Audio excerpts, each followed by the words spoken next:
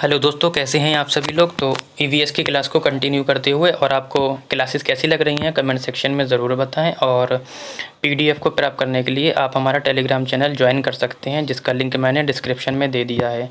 और आप लोग लास्ट तक ज़रूर बने रहें, क्योंकि टॉप 100 क्वेश्चन चल रहे हैं। क्योंकि आपके वक्त कम रह गया है, 20 डेज़, 20 तारीख को पेपर है आपका, 20 ही दिन रह गए हैं आपके। तो आप लोग लास्ट तक बने रहें और अच्छा सा रिवीजन आपका हो जाएगा। कुछ दिन के बाद नई सीरीज़ भी मैं लेकर आऊँगा टॉप 100 की, ठीक है। तो शुरू करते हैं क्वेश्चन को, ठीक है। तो ये नए क्वेश्चन लेकर आ रहा हूँ मैं हर सीरीज़ में। हो सकता है कि इस बार आपको देखने को मिल जाए इस टाइप का क्वेश्चन, ठीक है। तो कैसा होगा इस टाइप का क्वेश्चन समझ लीजिए और लास्ट में कमेंट सेक्शन में ज़रूर बताएं कि आपको क्वेश्चन कैसे लगे। कहता है कि नीचे दिए गए वेन आरेख का अध्ययन कर बताइए कि अक्षर एम किस जंतु को निरूपित करता है, ठीक है। चमगादड़ को, मेंढक को, मगरमच्छ को और कंगारू को, ठीक है। देखो एम जो है किसको निरूपित करता है। देखो ये वाला पोर्शन जो दिख रहा है आपको, ये वाला, ये ज़मीन पर रहने वाले को, जंतु को निरूपित करता है, ठीक। इसी तरीके से ये जो दिखा रहा है ये भी एम को अपने अंडर में कर ले रहा है, यानी कि पानी में रहने वाला जंतु भी एम के अंदर रखा जा रहा है। लेकिन जो बच्चे देने वाले जंतु हैं वो एम को अपने अंदर नहीं ले रहा है। देखो बाहर रह रहा है ना, यानी कि हमें कौन सी चीज़ मिल रही है, ये दो मिल रहे हैं आपको ऑप्शन, ये वाले दो मिल रहे हैं। यानी कि ज़मीन में रहने वाले जंतु एम के अंदर आ जाएगा और पानी में रहने वाले जंतु। अब यहाँ पे ये ऑप्शन तो दिए नहीं गए हैं, यहाँ पे जानवरों के नाम दिए गए हैं। तो ज़मीन पर रहने वाले जंतु और पानी में रहने वाले जंतु, यानी कि एम्फीबियंस, यानी कि जिसे हम क्या बोलते हैं, उभयचर बोलते हैं, जो ज़मीन पर भी रह सकते हैं और पानी में भी रह सकते हैं। जैसे कि आपका क्या हो गया, मगरमच्छ हो गया, मेंढक हो गया, ये सब क्या होते हैं सॉरी, ये क्या होते हैं, उभयचर यानी कि एम्फीबियंस होते हैं, जो ज़मीन और पानी दोनों में रह सकते हैं। तो देखो चमगादड़ क्यों नहीं होगा, क्योंकि ये ऊपर उड़ता है। मेंढक बिल्कुल हो सकता है, ठीक है। कंगारू ये नहीं होगा। अब या तो ये होगा, अब या तो ये होगा। तो इस हिसाब से ये दोनों ऑप्शन आपके ठीक हो जाएंगे, यानी कि ऑप्शन नंबर मेंढक भी हो जाएगा और मगरमच्छ भी हो जाएगा, ठीक है। हो सकता है इस क्वेश्चन में कूट भी हो, लेकिन कूट इसमें इंक्लूड नहीं है। तो फिलहाल देखो मेंढक पानी में भी रहता है और आपका ज़मीन पे भी रहता है ना, उभयचर है ना, मगरमच्छ भी। तो ऑप्शन नंबर 2 और 3 दोनों हो जाएंगे, ठीक है। आगे बढ़ते हैं क्वेश्चन नंबर हम 132 की ओर। और क्वेश्चन नंबर 132 कहता है कि हमारे देश के किस भाग के लोगों के रहने के लिए बने बड़े तिकोने टेंट को रेबो कहते हैं। देखो इस टाइप का क्वेश्चन मैं पहले भी बता चुका था कि टेंट को क्या बोलते हैं, रेबो बोलते हैं। और जानवरों को रहने के स्थान को लेखा कहा जाता है। देखो अच्छा क्वेश्चन है, डायरेक्ट भी पूछ सकता है, रेबो और लेखा। तो जानवरों को रहने के स्थान को लेखा, जबकि टेंट को जिसमें लोग रहते हैं, यानी कि कौन सी जनजाति रहती हैं, चांगता या चांगपा जनजाति रहती है, उसे हम रेबो बोलते हैं। कहता है ये कहाँ, कहता है कि अरुणाचल प्रदेश है, मेघालय है, जम्मू कश्मीर है, लेह और लद्दाख है। तो केंद्र शासित प्रदेश कौन सा, लद्दाख, यानी कि लेह और लद्दाख आपका, ठीक है। ऑप्शन नंबर ये आ जाएगा 4 आपका, ठीक है। ऑप्शन नंबर 4 आ जाएगा, ठीक है। आगे बढ़ते हैं क्वेश्चन नंबर हम 133 की ओर, जो कूट से संबंधित आपका क्वेश्चन है। कहता है कि भोजन पाठ पर चर्चा करते हुए गुरुप्रीत विद्यार्थियों से प्रश्न करती है। गुरुप्रीत यानी कि टीचर है वो कोई, जो क्या करती है, विद्यार्थियों से प्रश्न करती है कि आपके परिवार में सबसे बाद में भोजन कौन करता है, सब्जियां कौन खरीदता है, आपके परिवार में खाना कौन बनाता है, वे ईवीएस के निम्नलिखित में से किस मुद्दे पर चर्चा करने का प्रयास कर रही है। यानी कि यदि आप एक टीचर हैं और बच्चों से पूछते हैं, भोजन पर चर्चा करते हैं, कि पूछते हैं कि बताइए आपके घर पे सब्जी लेकर कौन आता है, खाना कौन बनाता है, तो वो टीचर किस मुद्दों को छेड़ रही है, यानी कि किस चीज़ का चर्चा करना चाह रही है, ठीक है, ये बताना है। ऑप्शन दे रखे हैं, परिवार की खान पान की आदतें पूछना चाह रही है वो, परिवार को एक साथ मिलकर खाना चाहिए ये बताना चाह रही है, कह रहा है परिवार के सदस्यों की भोजन पकाने में भूमिका या परिवार में जेंडर भूमिका को चुनौती दे रही है, ठीक है। तो क्या करना चाह रही है, देखो भोजन पाठ पर चर्चा करते हुए गुरप्रीत यानी कि जो टीचर है विद्यार्थियों से प्रश्न करती है कि आपके परिवार में सबसे बाद में भोजन कौन करता है ना, और सब्जियां कौन खरीदता है, आपके परिवार में खाना कौन बनाता है, जैसे ईवीएस के मुद्दे पर चर्चा परिवार के सदस्यों की भोजन पकाने में भूमिका एवं परिवार में जेंडर भूमिका को चुनौती देने का प्रयास कर रही है। क्यों? अमूमन ये देखा जाता है कि बाहर का काम कौन करता है, पुरुष करता है, घर का काम कौन करती है, स्त्री करती है। तो यही वो देखना चाह रही थी कि सब्जी कौन खरीदता है, खाना कौन बनाता है, और सबसे लास्ट में खाना कौन बनाता है, क्योंकि अमूमन क्या होता है, सबसे लास्ट में खाना कौन खाती है, स्त्री खाती है। तो वो परिवार में जेंडर भूमिका को चुनौती दे रही है, पूछना चाह रही है, और परिवार के सदस्यों की भोजन पकाने की भूमिका जानना चाह रही है, ना कि वो आदतें और ये चाह रही है। ठीक है, यानी कि ऑप्शन नंबर 3 हो जाएगा, जिसमें 3 और 4 दोनों ऑप्शन है। ठीक, आगे बढ़ते हैं क्वेश्चन नंबर 134 की ओर, और कहता है कि नीचे दिए गए व्यक्तियों में से सबसे पहले मच्छर के पेट में झाँका और ये सिद्ध किया कि मच्छर मलेरिया फैलाते हैं। आगे चलकर उसे उसकी खोज के लिए नोबेल पुरस्कार भी दिया गया। कब दिया गया? 1902 में दिया गया। ठीक है, तो वो व्यक्ति था कौन, ये बताना है आपको। देखो, वो व्यक्ति था आपका रोनाल्ड रॉस। कौन था? Ronald Ross. इन्होंने क्या किया था कि मच्छर से होने वाले मलेरिया की परजीवी की खोज की थी, और इन्हें नोबेल पुरस्कार से सम्मानित किया गया था, है ना। रोनाल्ड रॉस का जन्म कहाँ हुआ था? ब्रिटिश भारत के अल्मोड़ा उत्तराखंड राज्य, यानी कि 1857 ईस्वी में हुआ था। और 1894 में इन्होंने मलेरिया रोग तथा रोग वाहक मच्छर का पता लगाने के लिए एक अध्ययन किया तथा मलेरिया रोग को एनोफिलीज मच्छर से उत्पन्न होने वाला रोग बताया, है ना। इनके इस अध्ययन के लिए, जैसा कि अभी मैंने बताया था आपको, कि 1902 में चिकित्सा के क्षेत्र में नोबेल पुरस्कार दिया गया था। ये बात ध्यान रखें कि किस क्षेत्र में दिया गया था? चिकित्सा के क्षेत्र में दिया गया था। ठीक है, चिकित्सा के क्षेत्र में दिया गया था। आगे बढ़ते हैं क्वेश्चन नंबर 135 की ओर, और ये भी आपका कूट से संबंधित क्वेश्चन। कहता है कि केचुओं के बारे में नीचे दिए गए कथनों पर विचार कीजिए। ठीक है, कहता है ये ज़मीन में छेद बनाते हैं जिससे ज़मीन पोली हो जाती है। बिल्कुल। कहता है ये मृत पत्तियों और पौधों को खाते हैं और इनके मल मृदा उपजाऊ बनती है। ये अपशिष्टों को कंपोस्ट व परिवर्तन कर देते हैं। ये जिस कंपोस्ट को बनाते हैं वे फैक्ट्री में बने उर्वरकों से महंगी होती है।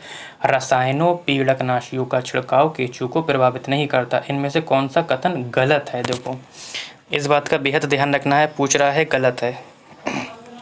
ठीक है, क्या पूछ रहा है कि कौन सा गलत है, ये बताना है आपको। देखो, ये ज़मीन में छेद बनाते रहते हैं जिससे ज़मीन पोली हो जाती है, ये ऑप्शन आपका ठीक है, उत्तर नहीं होगा। ठीक, ये मृत पत्तियों और पौधों को खाते हैं, इनके मल से क्या होता है? मृदा उपजाऊ हो जाती है, ये भी आपका ऑप्शन है, लेकिन ये वाला ठीक है, लेकिन ये आपका उत्तर नहीं होगा।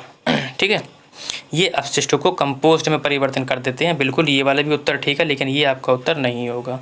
कहता है ये जिस कंपोस्ट को बनाते हैं वे फैक्ट्री में बने उर्वरकों से महंगी होती है। बस यही वाला आपका ऑप्शन गलत है। और रसायनों पीड़कनाशियों का छिड़काव केंचुओं को प्रभावित नहीं करता, ये तो बिल्कुल गलत है, प्रभावित करता है। तो यानी कि ये दोनों ऑप्शन गलत हैं। किस में है? ऑप्शन नंबर 3 में है। ऑप्शन नंबर 3 में है, चौथा और पाँचवा। ठीक है, तो केंचुओं के विषय में केंचुआ होता कैसा है पहले ये भी समझ लीजिए। देखो, केंचुआ एक लाल या भूरे रंग का, देखा होगा आपने, स्थलीय अकशेरुकीय जीव है जो नम मिट्टी की ऊपरी परत पर निवास करता है। देखा होगा आप लोगों ने अक्सर गांव में। ये ज़मीन में छेद बनाते रहते हैं जिससे ज़मीन क्या हो जाती है? पोली हो जाती है। अब पोली होने से फ़ायदा क्या होता है? जो ऑक्सीजन होती है ना, वो अंदर तक चली जाती है ज़मीन के, है ना। इससे केंचुए मृत पत्तियों और पौधों को खाते हैं और इनके मल से मृदा उपजाऊ बनती है तथा अपशिष्टों को कंपोस्ट में परिवर्तन कर देते हैं। केंचुआ एक लंबा एवं बेलनाकार शरीर वाला होता है और इसका शरीर 100 से अधिक खंडों से विभाजित होता है। ठीक है, तो इससे बनने वाली सारी चीज़ें मैंने आपको बता दी हैं। और केंचुओं को किसान का क्या कहते हैं? किसान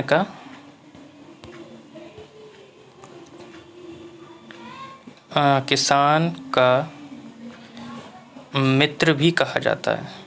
ठीक है, सांप को भी कहा जाता है। फिलहाल आगे बढ़ते हैं क्वेश्चन नंबर 135।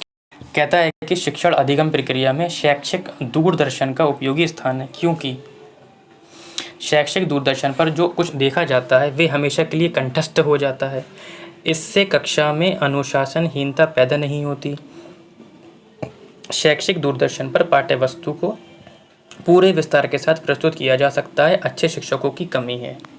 देखो, शिक्षण अधिगम प्रक्रिया में शैक्षिक दूरदर्शन का प्रभाव व्यापक होता है। कैसा होता है?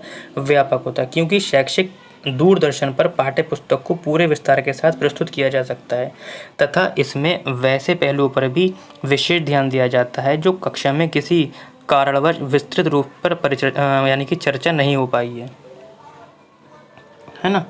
तो फिलहाल ऑप्शन आपका क्या होगा? ऑप्शन नंबर आपका 3 यानी कि शैक्षिक दूरदर्शन पर पाठ्यपुस्तक को पूरे विस्तार के साथ प्रस्तुत किया जा सकता है, जैसा कि अभी मैंने आपको बताया। आगे बढ़ते हैं। कहता है कि डैश के अलावा अन्य सभी बच्चों को दी जाने वाली पर्यावरणीय शिक्षा की अवधारणा से संबंधित। कहना है किस एक के अलावा, ये 4 ऑप्शन दिए गए हैं, बताना है कि इनमें से किसके अलावा बच्चों को दी जाने वाली पर्यावरणीय शिक्षा अवधारणा से संबंधित है। कहता है कि इसमें सक्रिय भागीदारी पर बल दिया जाता है, पर्यावरण की समस्याओं का आकलन किया जाता है, पर्यावरण शिक्षा केवल औपचारिक रूप से ही ग्रहण की जाती है और पर्यावरण में अध्ययन के सभी विषयों को महत्व दिया जाता है। अब देखो, अगर आपको आंसर बिल्कुल भी नहीं पता है सपोज़ करो, तब भी आप भी पहुंच सकते हो उस आंसर तक, क्योंकि आंसर खुद बुलाता है कि मैं यहाँ पर हूँ। क्यों? मैंने कुछ आपको टैगवर्ड बताए थे पहले कि आपको अगर शब्द ही मिल जाए, क्या मिल जाए? ही मिल जाए, सदैव मिल जाए, है ना, केवल दिख जाए, कंठस्थ दिख जाए, तो इस तरह की मैं काफ़ी प्रैक्टिस करा चुका हूँ और सारे टैगवर्ड मैं आपको बताता रहता हूँ। तो जिन बच्चों ने नोट किया होगा वो उनको बेनिफिट एग्ज़ाम में मिल जाएगा। देखो, डायरेक्ट आपको दिख रहा है कि पर्यावरण शिक्षा केवल औपचारिक रूप से ही जोर दे के बात की जा रही है, ग्रहण की जाती है। दोनों ऑप्शन गलत हैं। वो अगर मैं केवल इसी को देखूं तो ही मेरे समझ में आ जाएगा कि मेरा ये वाला ऑप्शन गलत है। और यही पूछा है कि किसके अलावा, तो सिर्फ इसके अलावा बाकी सब, क्योंकि औपचारिक भी हो सकता है और अनौपचारिक भी हो सकता है ना, निरौपचारिक भी हो सकता है।